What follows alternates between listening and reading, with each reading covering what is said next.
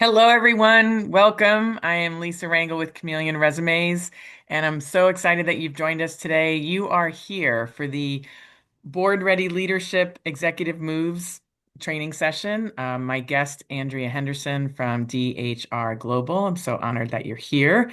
We're going to go through some rules of the road and some rules of engagement of how we're going to conduct today's session, just so everybody's comfortable and can get the most out of it. I want to introduce you all to Kristen McDonald. You see her here on the screen. She's with our group, Chameleon Resumes. She is in charge of letting you in and making sure you have everything you need. If you know of anyone having trouble, feel free to email Krista at chameleonresumes.com, and she will, make sure that they get in. She'll make sure everybody gets what they need. Just a few things. This is a no pitch session today. So if anyone's reaching out to you on the side and pitching things, know that that is not allowed. Just let Krista know and she will take care of it very quickly. Andrea and I are going to talk today about modern networking techniques, how to land board roles, what board readiness looks like, what's the difference between a board search and an executive search. And, this is a timeless topic. This is an evergreen topic, even though we're going through some challenging times at the moment. This is something that you will be able to use well beyond this period that we're in now for the rest of your career. So that's what we're here to do is just chat. You can put your comments and your questions in the chat. Krista and I will keep an eye and bubble them up as needed. And yeah, that's pretty much it. So I miss any rules there, Krista? I don't think I missed anything, right? So bathrooms on the left, snack break at noon. I don't know. Anyway, all right. So Andrea, I would like you to introduce yourself. We've known each other a little while. We are LinkedIn friends. You have been a prior guest, so I'm honored Yes, you're back. And tell us a little bit about your background, your expertise, and why I would bring you here today. sure. Last question. I'm not sure. But I am a partner at DHR Global in the life sciences, healthcare, CEO, and board practice groups. I work across multiple industries, but I am the SME for life sciences and healthcare. And so often I speak with aspiring board candidates who are senior executives, and they have these questions, and I love talking to people about that. And I'm honored you're here because there are a few executive search experts that I think specialize in the board pursuits, and it is a different search. Very So different. that's why I love that we're going to talk about, the networking moves, the career positioning, and specifically the difference between a board search and an executive search, which actually is probably a great place to start. What Mhm. what would you describe as the difference between a board search and an executive search?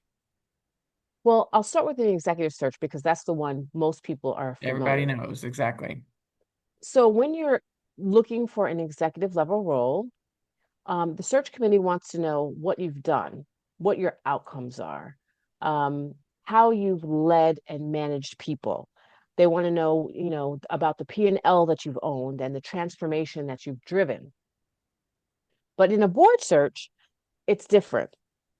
So in an executive search, the core question is, can this person perform and what are the outcomes? In a board search, on the other hand, they want to know, does this person make our collective judgment better? They want to know how Mhm. you think, how you advise, how you guide. Um, how do you manage risk, anticipate risk, protect enterprise value, protect shareholder interests, and um, and they want to know, can you advise the CEO and be independent? So it's a very different lens. And where would you say that executives make a mistake or fall short in making that differentiation? Especially, and I think particularly people who are trying to go for their first board role, there's Yeah. definitely an education that needs to happen. And what would you advise on, um, again, what some of those mistakes and oversights, and then, we can talk about some items to plan. Yeah. I mean, that navigating that difference is the hardest thing that I see for most executives. You've spent 20, 30, or more years accomplishing, achieving, managing, leading, doing, Mm-hmm. and you're rewarded for that. And all of a sudden, you have to pivot to advising and but not being accountable for the outcomes in the same way. Mm-hmm. And particularly for those who are in operator roles and looking for board roles at the same time. So you're holding two responsibilities concurrently, and it's very difficult to pivot. Um, there was a person, a classmate of mine, who shall remain nameless, but he was a very um, popular college basketball player who then went on to become a coach. And while he was coaching professionally, he accidentally stepped onto the court during the game because he wanted one of his players to do something differently and he was going to step in to make it happen. And that's the mistake that I see a lot of executives make. They they're sitting in a board or holding that responsibility and they want to do something and Mm-hmm. that's not their role. Right, serving that you hit it right on the head there. Like on acting as an advisor Mhm. is the shift versus being an operator. And if we're doers and creators and manifestors our whole career, to sit there and shed some light but not do is a tough shift. Is a tough It's shift. it's a very tough shift. And when you're talking about it, right? Even when you're talking about it, Hmm. I find a lot of people have difficulty making that pivot from talking about what they've done Hmm. because you've always been rewarded for it. And every conversation, they're like, well, but what did you do? What did Hmm. you impact? Now you have to pivot to say, this is how I think about it. This is how I would think about it if I was you. You have to create a little more distance. You need to ask questions, right? Hmm. As an operator, you're supposed to bring the answers. As Hmm. an advisor, you ask good questions. And so even that shift between how you talk about your experience um, is different. So we're gonna get into the parameters of what people what companies look for in board advisors and how that's different from doing an executive search in just a second. But there's a really great question in the chat from Dwayne. He said to level set, the executive board roles that we're talking about are paid seats, not, obviously not unpaid. And that is a great question. I thank you for Great it question. because there is a massive difference between getting a paid board role and an unpaid board role. And I think there's a myth too between that relation, and I'd love to just get your insights on that. Like, so first of all, what we're talking about here is for paid roles, but what is the difference in terms of going after paid role versus unpaid roles, and what are some of the misnomers Yeah. about how an unpaid role might prepare you for a paid role? Yeah. So it's interesting. I think the dynamic is a lot of times around a fiduciary role where you're Hmm. on a governing board, or, for example, a nonprofit board where the primary role of those directors is fundraising. Hmm. Um, and so, you know, the challenge is the difference is, do you have fiduciary responsibility? Are you Hmm. ultimately accountable? And is the CEO accountable to you? Whose interests are you representing?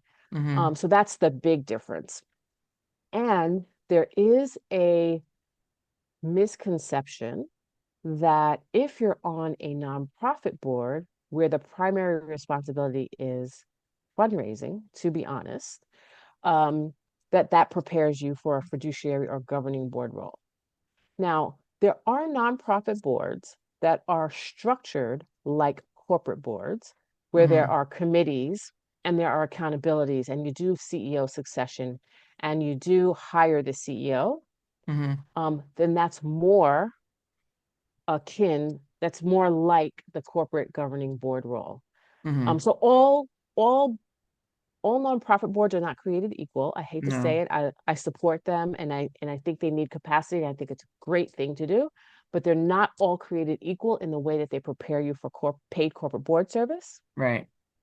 And and Even on the corporate board side, there are advisory boards and then there are governing boards. Both of them Mhm. can be paid, but the responsibility is a little bit different for both of those as well. Right. I think that is a common idea that needs to be communicated more regularly to be dispelled. That people think that if they're on a nonprofit board, it's prepared them and it's a stepping stone. And, in many, many cases, it's actually it's not it's not so much a disqualifier, it just doesn't qualify you. You're almost better having nothing. Because they're going to look at your work, your paid work, to see what advisory components and executive level exposure in terms of advising have you done before bringing you into that advising role. But often that nonprofit role does not prepare you for that in any way, shape, or form. Yeah, and I will tell you, nonprofit boards, again, can be very good for networking, right? Because if you want Exactly. someone to see how you think and how you work, Hmm. there's no better way to demonstrate that by working alongside them. It doesn't mean that the work is similar, but it means that it puts you in a room where you can Right. have a conversation. So the experience doesn't translate, but the relationships might. Also, um, there are boards like I have been on boards that are very small, very local. Um, and then I've been on boards that are national and Right. high exposure. So there's a difference in that as well. And I would say shameless plug, but an example of a very good nonprofit board role that might translate is like a hospital board. Hmm. Um, Now, hospitals also have fundraising boards, but I'm talking about the hospital governing board because they typically have very high level operators Yeah. on the board. So great for networking. And then also there's oftentimes structured like a corporate board. So Right. that's an example. That's a great example. Um, I have a couple of questions in here that are really good, so I'm just gonna dive into them, and then we're gonna cover what parameters and characteristics the companies want to see in the Mhm. candidates. We'll get to that in just a minute. But a question here from Troy is how does one pivot or position oneself after having served on a number of VC or PE boards, which have included equity or stipends to Mhm. then shift to a public board seat? That's a great question. That Again, is it's a great still question. unpaid in the form of, I mean, you're paid in equity, but if you Yeah. don't actually get it, or if the company doesn't go, Yeah. to the promised place to get you that equity to be paid out or anything like that, it technically then is unpaid, right? So how does that Right. all translate into something that's public board? Yeah. So first, I want to take one little step back Hmm. and ask and this is a rhetorical question I want you to ask yourselves. Yeah. What is your motivation for wanting to be on a board? Hmm. And if That's you a great think about, question. yeah, if you think about that, then that will guide you to what type of board you want to be. Because people say, well, how do I get on a public board? And my question is always, well, why do you want to What's be on a what's the public board? difference to you? Yeah. Yeah, because public boards have more liability, there's more scrutiny, there's less of them. So in the grand scheme of things, that's not the right uh, role for everyone. Hmm. And so, and even if you have motivations, for example, like wealth creation, a private company early stage board might be better because that's where you can get those hockey stick returns. I Hmm. have an example. It's not typical, but I do know someone that got on a early stage um, healthcare board um, that I think less than a year after he joined the board, they had a significant, meaningful exit, which for him was a um, seven figure impact. Right. God bless. Um, and so that isn't typical, and that is not going to happen on a public company board because they're Hmm. not going to grow that quickly. For people who are looking for wealth creation, public company might not be that. But for Hmm. people looking for income, being on a board where you're only getting equity isn't going to work. So you have to really think about what your motivations are. Hmm. Now, I'll answer the question directly. How do you translate that experience? from a VC or private equity board to a public company board. Hmm. And that is really talking about your governance experience, your risk management experience. How do you help the portfolio company see around corners, manage risks, capture opportunities, right? And that is the advice and the guidance. How do you coach the CEO? How do you fill in the gaps around the Hmm. CEO's experience? But also, how do you contribute to the board itself? What Right. is your contribution to those dynamics and the functioning of the board? So those are some things that can translate. Um, you know, when you are evaluating candidates for public boards, private boards, what would be the characteristics and the traits and the experiences that you're looking for? And then how would they differ from doing that job search, that executive job search evaluation? Yeah, that's a great question. Um, Typically, with a board search, we're looking at a skills matrix, right? Hmm. We're looking at the board composition. There's 8 to 10 members on a board, Hmm. give or take. You have to have someone with finance experience, Hmm. a former CFO or audit who can run the audit committee or the finance committee. Um, Hmm. they like to have a former or a sitting CEO, right? So a Right. peer, someone who understands what it's like to be in the seat and can guide the CEO. I personally, this is my own personal bias, think every board needs to have a people, talent, and culture person on the board because so many of the issues that the board is facing have people, talent, culture implications, or that's the foundation of the issue. Hmm.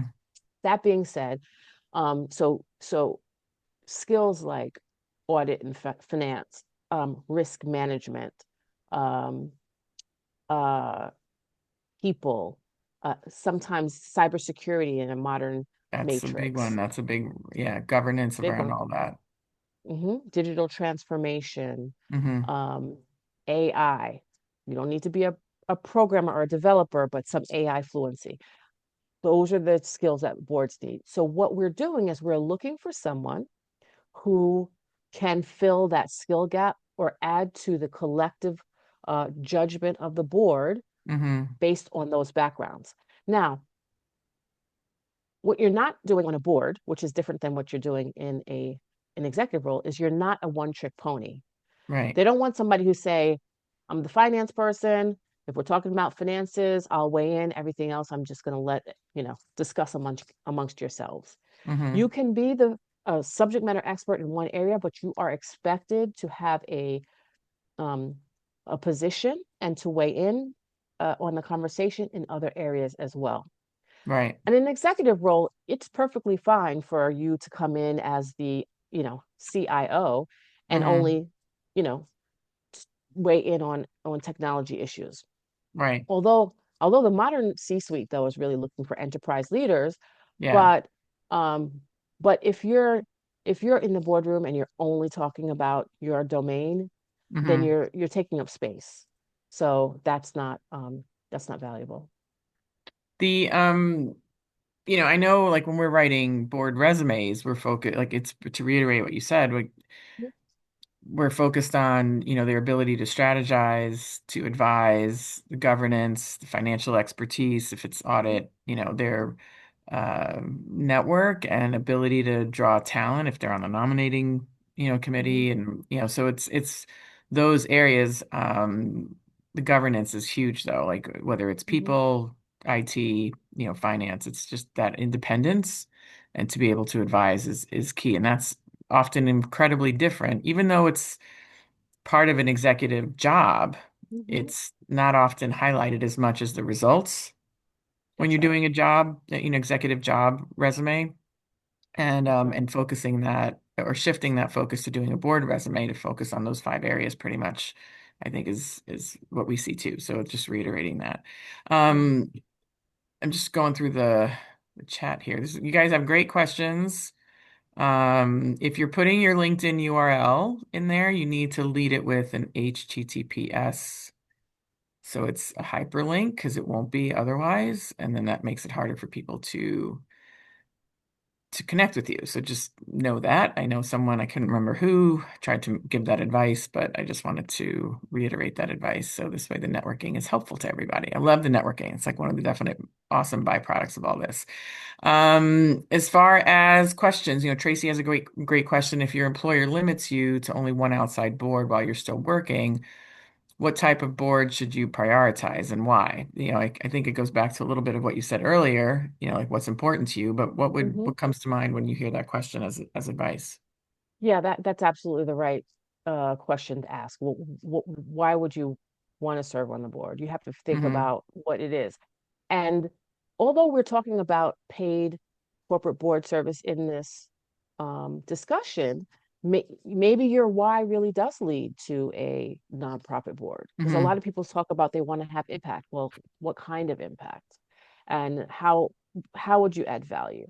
And if you're limited to only one, which is not uncommon for a somebody who's in an operator role, because of capacity, or even sometimes the company would say you're overboarded if you have a job and one board. They don't want to be Hmm. the second. They don't want to be the second board because it's time consuming. Right. Um, so if your goal is to have, you know, a certain type of impact, it might the best might be a nonprofit board. But that Right. said, it really is important. That's an individual decision that you have to kind of evaluate for yourself. The what would you say are some recent trends that you're seeing maybe over the last couple of years? Because I mean, I've been doing this whole career resume job search, type of business for 17 years. And although we've written board resumes all that time, the surge in all the, you know, uh, classes and readiness and everybody wants a board role, like since 2020 is really when the surge of it all has like come into play, like full force. Like what Mhm. trends have you seen over the last couple of years, with maybe more of abundance of applicants or Mhm. trends that boards are looking for? Just what have you seen that's changed maybe over the last couple of years versus prior years? Yeah, that's such a great question. Well, I would say that there certainly in 2020, maybe slightly before, and to a certain extent now, Hmm. there's recognition, more recognition than ever before, of the need to have a diverse board, Hmm.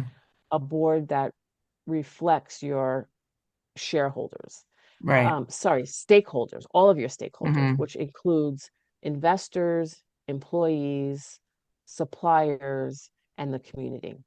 Hmm. And in healthcare, the patients, Right. right? So that led to an increase in interest from populations that have typically not been represented on the board.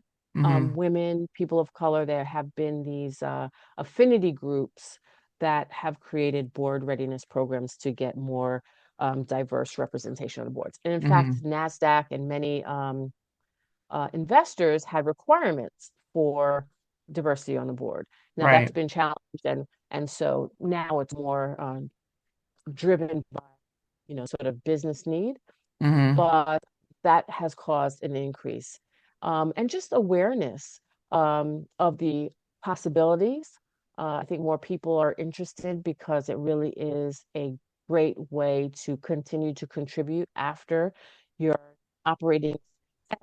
And then I would say, lastly, um,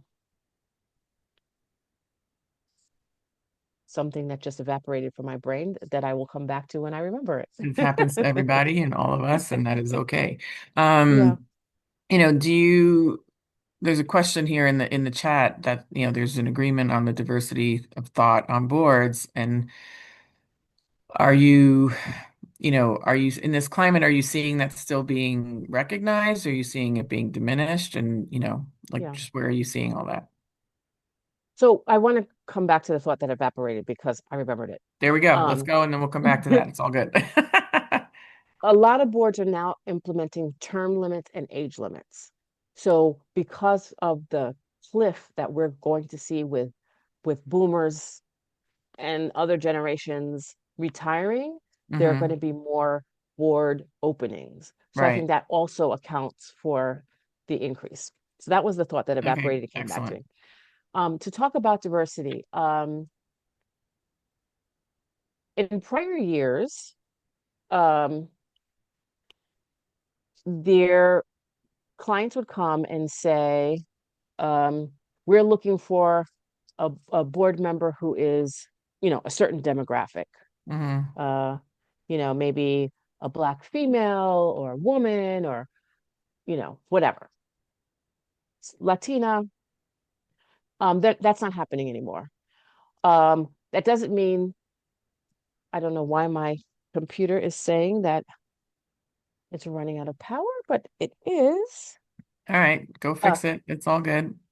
all right, let me look underneath and see what's going on, and then I'll be That's right all back. good. No, and I'll just continue that, premise of, I think the diversity of thought is important. And the, diversity of thought doesn't never is meaning that people aren't qualified, right? Like that's always the people have to be qualified. And the Oh yeah, diversity of thought allows you see blind, that's where you get blind spots covered, right? Like if everybody's seeing it from the same lens, it's hard to know, especially if the constituency that you serve is different than who's on the board and all that. Like you need all those perspectives. yeah. Um, I'll let you pick Well, up there. if I can give a hot take, Yeah, yeah, let's do it. um, so one of the reasons I think that we still have mammograms as the standard of care for detecting breast cancer is because male. So if you have a women's health company, I think that some people on that have the parts that you're serving.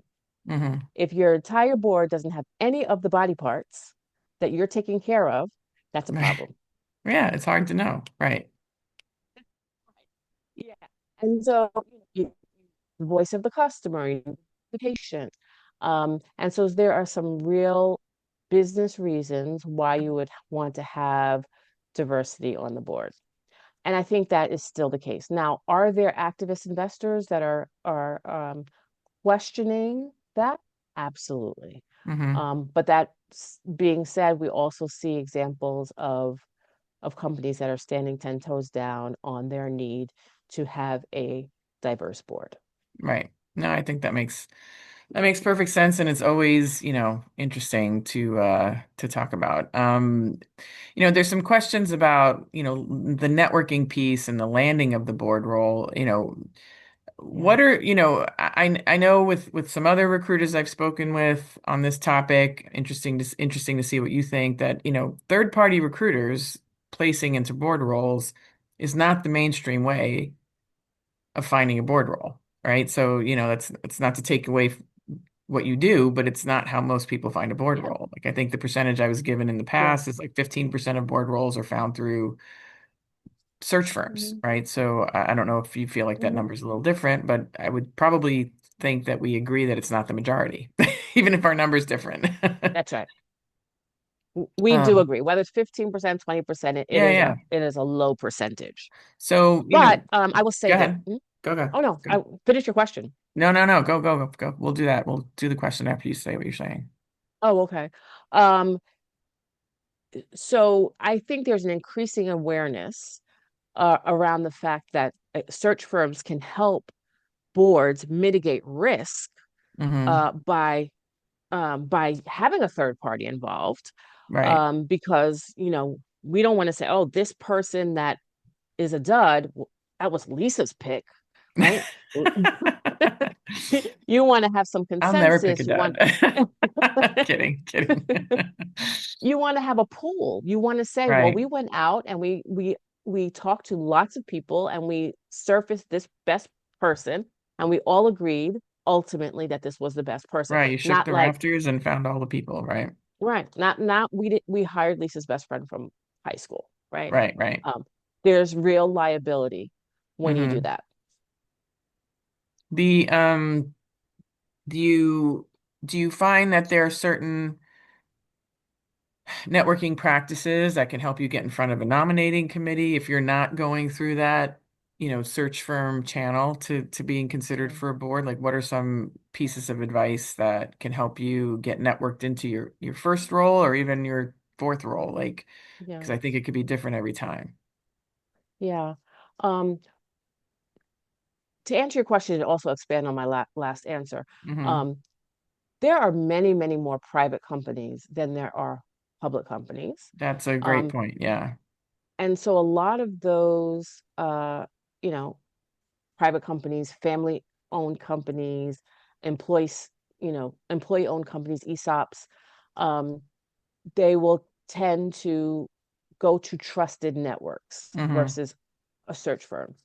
Um, that being said, you have to build relationships. And it's so Right. interesting to me when people say, "Oh, you just build relationships," because you and I both know that's why we're at Shelley Lombard's schmooze I love every her. month. Yeah. Yeah, because people are like, "Well, how do you?" So if you're in the C-suite, it's great to have your Hmm. CEO recommend you, right? If Right. your CEO can say, "This person has helped me and guided me," Right. that is a great um, uh, relationship to have. If you've been board adjacent, so in your operator role and you frequently present to the board and the board is asking you for information, you have interaction, those are great relationships to have and you need to Right. nurture those. Um, but if you want a healthcare board, I saw somebody in the comments said they were a healthcare leader. Um, Hmm. does it make a ton of sense to network with board members in Hmm. on Wall Street? Maybe not. I mean, I'm not saying be extra narrow, but if you know you're a healthcare leader who has healthcare expertise and probably would add the most value on a healthcare board, then Right. network with healthcare board members. Now that being said, not transactionally, not DM on LinkedIn. Like, get to know the person and let them get to know you. I always say that when you're looking at a board role, on the other side of the table, when a board is looking at a candidate, they're looking at it in three ways. And I use three analogies: war, Hmm. politics, and romance, right? So, war I love is that. when we're on the battlefield, we can't have all sharpshooters. You got to have Right. some pilots, you have to have some field ops, you have to have some logistics, right? Right. And so you have to figure out, if you're a sharpshooter, you don't want to talk to boards that have sharpshooters. Talk to boards that Right. need a sharpshooter. And you're going to have to do a little bit of research to figure that out and have some Right. conversations. So that's war. Second is politics. Hmm.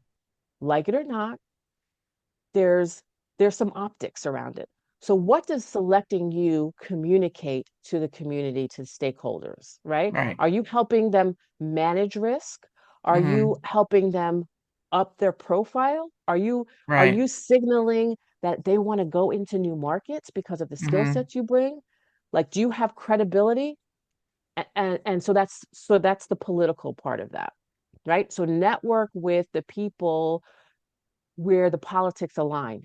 And again, please understand this is an analogy. It has nothing to do with, you know, uh, the federal political parties. I'm talking about, what Yeah. does your placement communicate?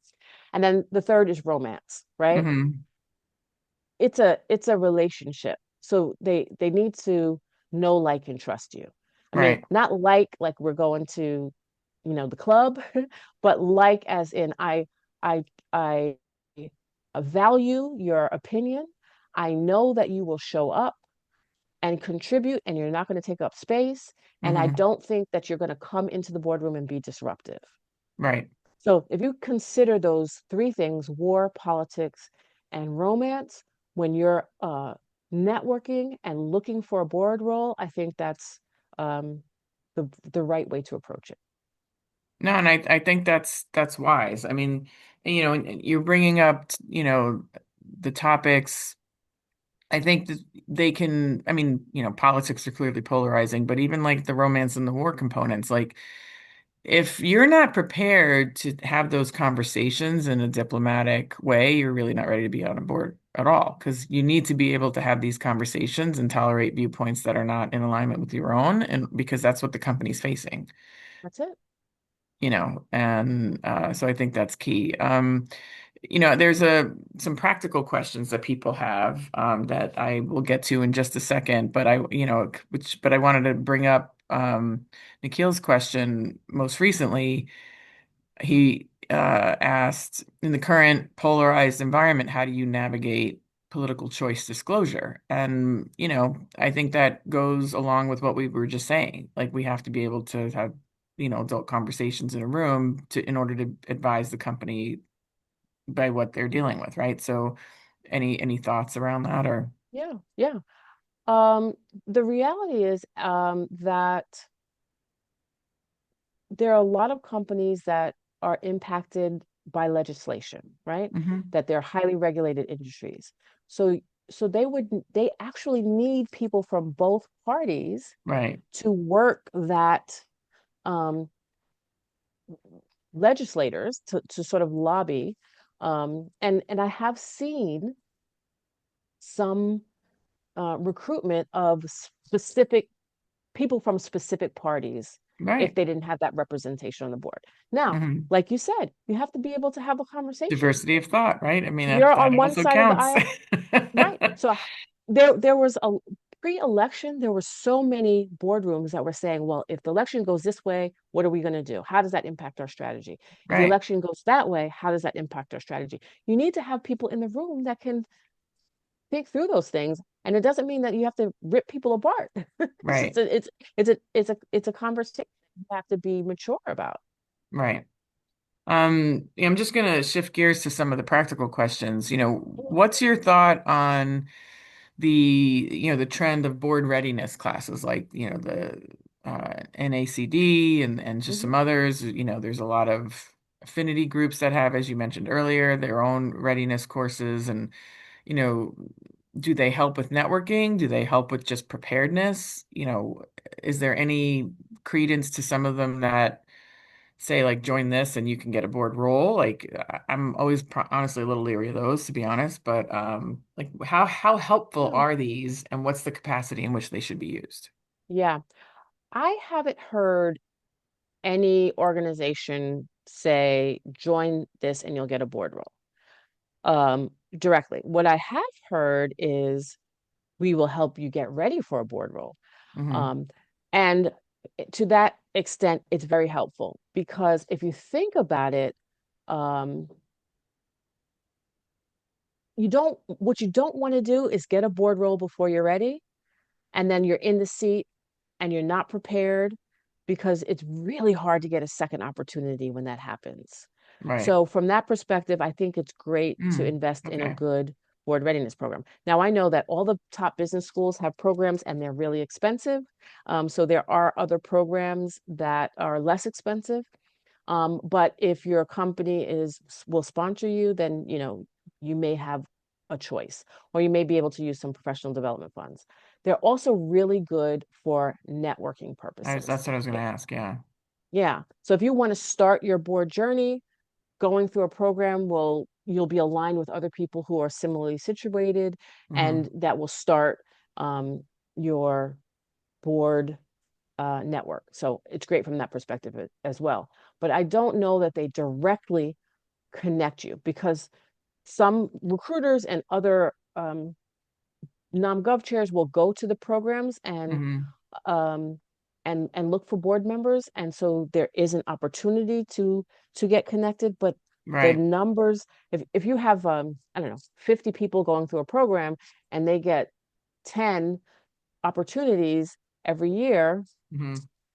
it's not the numbers don't work out. Right. Would you say that there's any differences with your applying or pursuing a private director role versus a public director role? Are there any nuances there that people should be aware of, outside of the fact that there's more private than there are public, which is what you Yeah, alluded to earlier? So, but yeah. is it easier to get on a private role, or Well, is it just different, and how? it's easier just by the sheer fact that there's more of them. More of them, okay. But the reality is being on like the largest private company, I think, in the world is Cargill. Hmm. It's either Cargill or Caterpillar. I always mix them up, but I think it's Cargill. So large global company. Private doesn't mean like mom and pop shop. Yeah, It yeah. just It means just means it's not public. Yeah. it's not But publicly traded. Um, so and the governance is different because you don't have Wall Street, you don't have, analysts reporting SEC or yeah. SEC regulations, right? So a lot of public company governance is around SEC and managing risk. Right. Um, a lot of private companies is around growth. Um, and so the experience is a little different. The preparation, is probably a little bit different as well.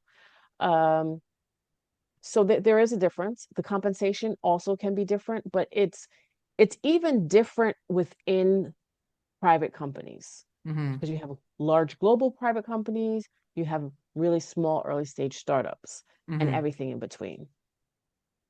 Um, do you find that if you go down a certain path, it can kind of preclude you from other opportunities? Like how easy or hard is it to jump from one category to the other? Is that a thing that you see, or what's your thought behind that? There are some opportunities that would mean that you would be precluded from pursuing others. So, for example, if you're on a mutual fund board, mutual fund boards typically don't want you on any other mutual fund board. You get Hmm. one board, and they're not really high on other corporate boards either. Hmm. Um, so there are situations where you can be limited. And so that's just a part of your due diligence, understanding the type of board and the Right. nuances of that board. Okay. And then, back to some of the practical questions. Tracy has a question of, would an NACD directorship certification carry weight when comparing candidates? I guess like in all things being equal, all other things being equal, would it matter? Like how does that, or even, and I can say that for almost any readiness, right? For any type of Yeah, readiness program. yeah. I mean, all other things being equal, it could, uh, but rarely are all other things equal. Right. Um, so an NACD certification signals to the market that you're interested in board service, Hmm. that you're ready and you're taking that responsibility seriously by being prepared.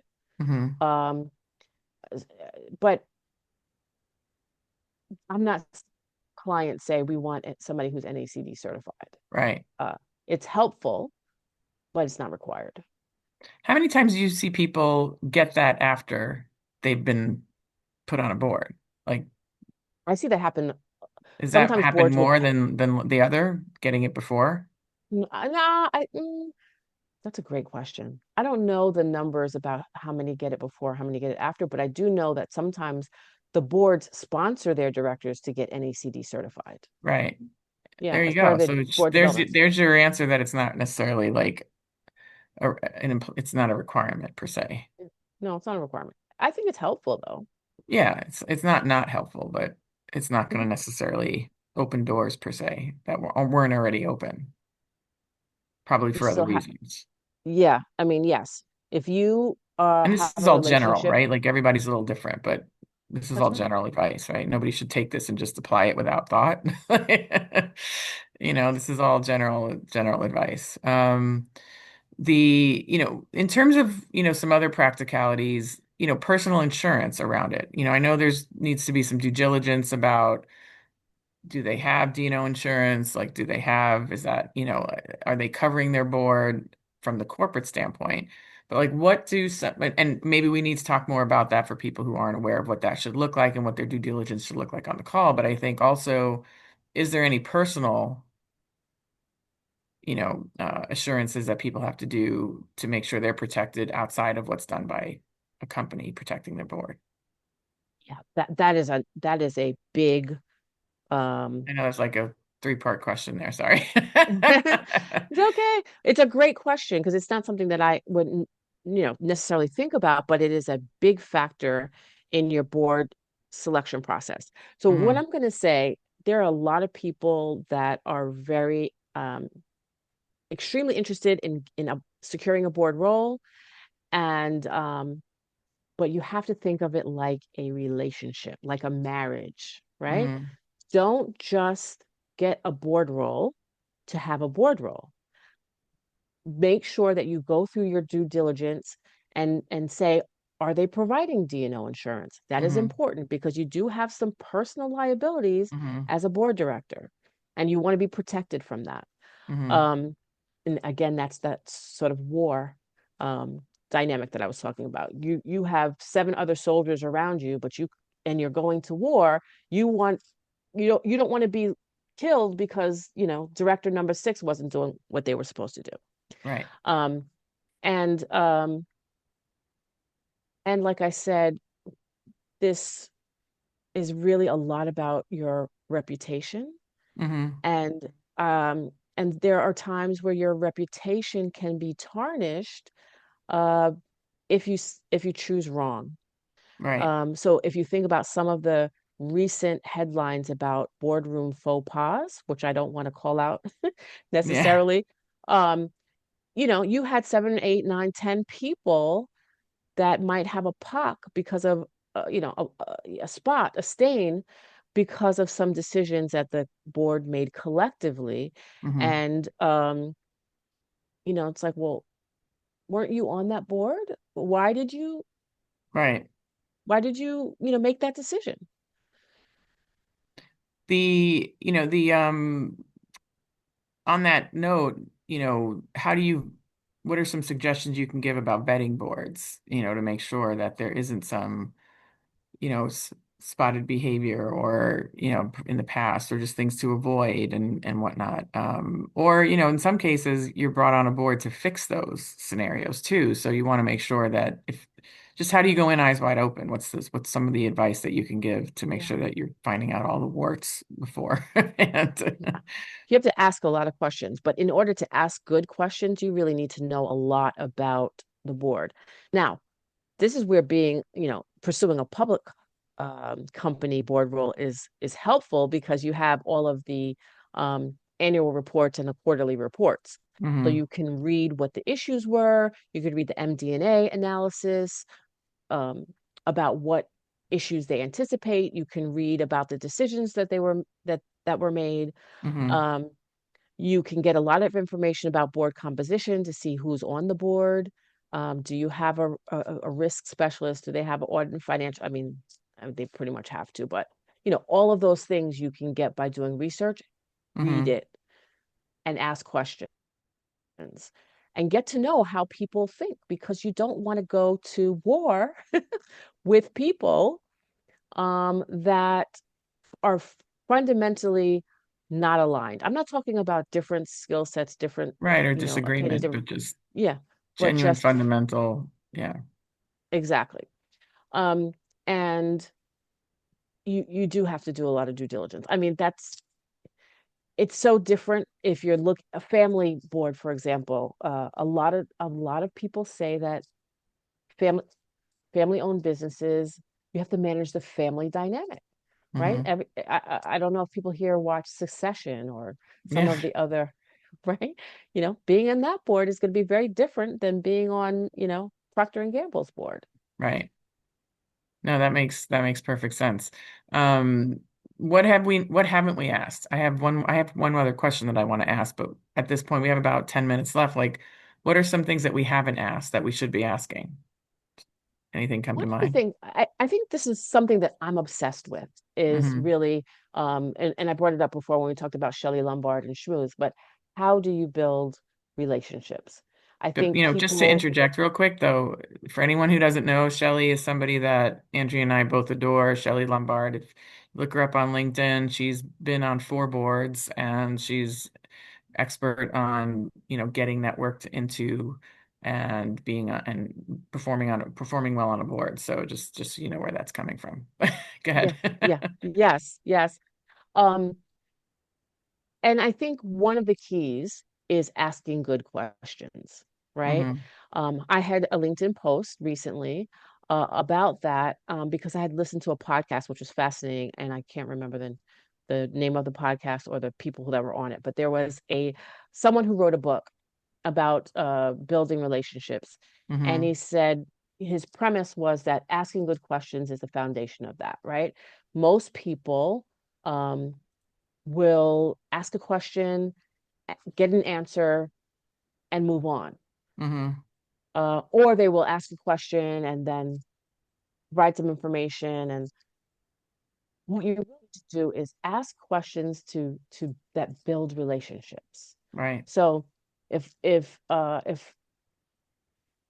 and even have the awkward questions, right? The ones that you, because people will tell you only as much as they want to tell you.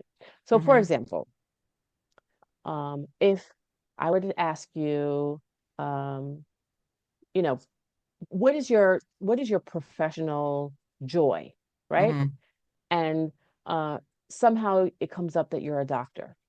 Most people would say, "Oh, well, what type of medicine do you practice?" Or um, "What hospital are you affiliated with?" Right? That's sort of transactional. You get an answer, and then it's like, "Oh." But a relationship building question would be like, "Well, what made you want to go into medicine?" Mm-hmm. Right? I've seen people say, "Well, my little brother had cancer when he was 7, and ever since then I was obsessed with finding a cure for the disease." Mm. Right? Then you start to build relationships, right?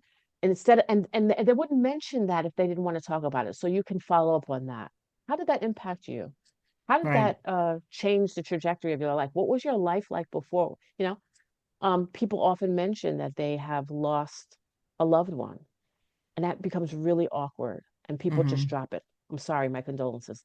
Change the subject. But you can then say, well, I'm so sorry to hear that you lost your mother. What was she like? Mm.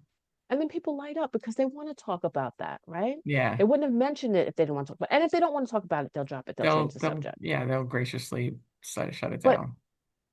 how much closer are you to the person who knows what your mom was like Mm-hmm. and what the dynamics were in the family and why Right. you pursued the career that you pursued and what motivates you, right? Mm-hmm. Than somebody who knows that you're a emergency doc that's affiliated with Weill Cornell, right?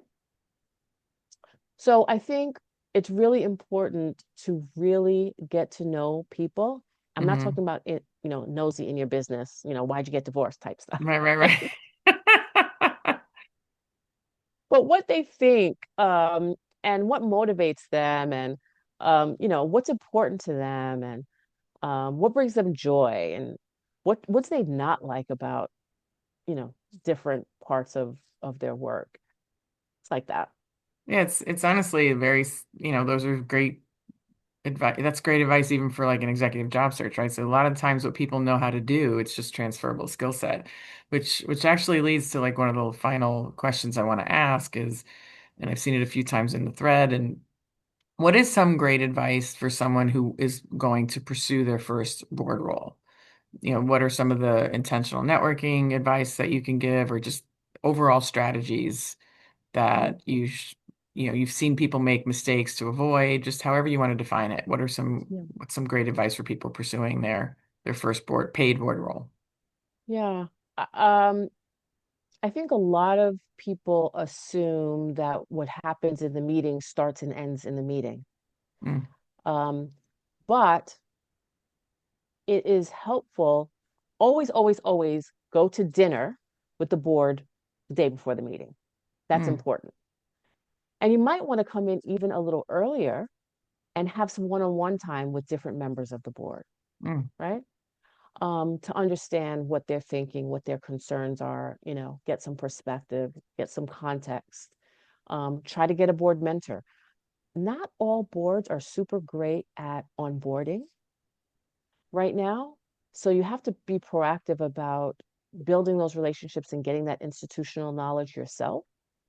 And that would be building the relationship with your fellow board members, with the CEO, maybe even the management team, but you have to go slow on that because that could cross the line. hmm Um, and make sure that you have meetings before the meeting and meetings after the meeting because the meeting hmm is not where it all happens. Right.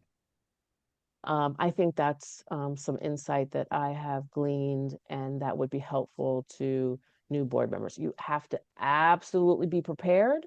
Yeah. They want you in the room because of your perspective and your voice.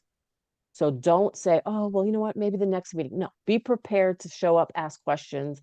Now, you don't have to dominate the conversation, you don't have to weigh Right. in on everything, but you do have the seat and you do have to use your voice when you're in it.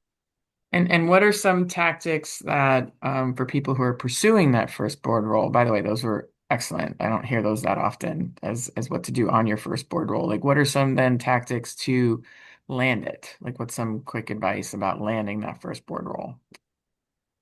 Well, I think you have to be really clear about why you want to be on a board. I'm telling you, I talk to people all the time and they don't have a really good, uh, they're not really able to articulate why. Yeah. Then There's you a have lot to of be box really, checking going around. Like everybody, I should be on a board. I should be on Well, a public board. That's where they yeah, come that out doesn't first. qualify you or motivate people to choose you, right? So it's like That's anything right. else. A board is not a natural extension of your operator career. People say, well, Hmm. I had a C-suite role and now the next thing for me to do is be on a board. That's not good enough. Hmm. The next thing is what type of board? Right. Everybody, well, not everybody. Many people default to public, but Hmm. can't explain why public versus private, nonprofit, civic, whatever. Right. Um, so what type of board?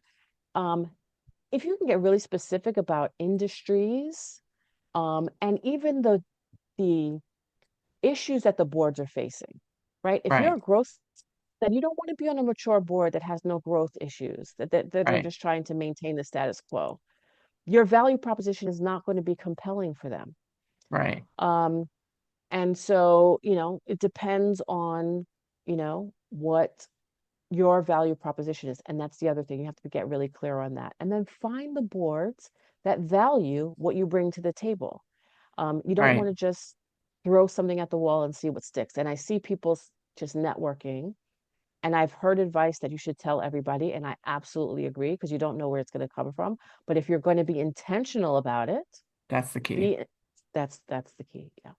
Yeah, I think, networking, hoping people bring it up or hope people keep you in mind, but you haven't been firm or clear about what you're looking for you're putting the onus on the person you're talking to figure it out, and that's not going to happen for most Sure. people. Like they need to be told to then remember and reminded even, politely but intentionally.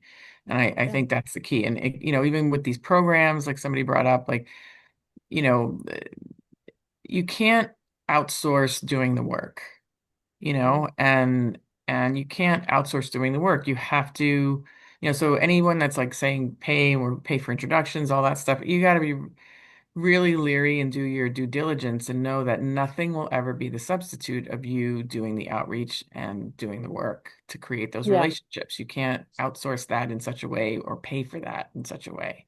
Yeah. Pay You can pay to for brand, strategy.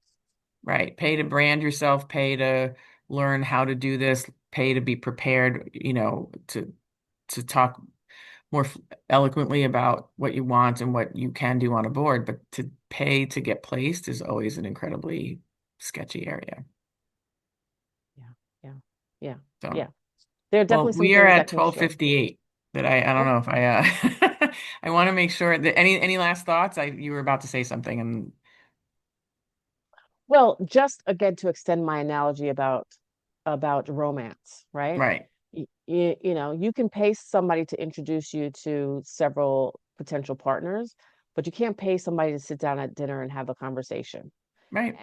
You can't pay somebody to have the chemistry. Right. That's just all the work. That's the work you got to do. Well, this was awesome. I know I learned some things and I've been doing this a little while. So I'm always super grateful when we chat. And I know everyone else was the feedback in the chat. Thank all of you for being very robust with the questions. It definitely helped fuel the conversation. If you are, obviously on here, got emailed the information, we will have a recording when it's ready to be sent out. So the recording will be sent out to all the registrants, whether you attended or not. And you can reach Andrea online, definitely on LinkedIn. Feel free to follow, reach out as according as you see fit. And I'm so glad you all networked with each other. So thank you again, Andrea. This was really awesome. Really, really awesome. I'm My super pleasure. honored that you did this. Thank you for inviting me anytime. You bet. And Krista, thank you for always keeping the wheels on the bus. You're awesome. Thank you, everybody. All right. Bye, everybody.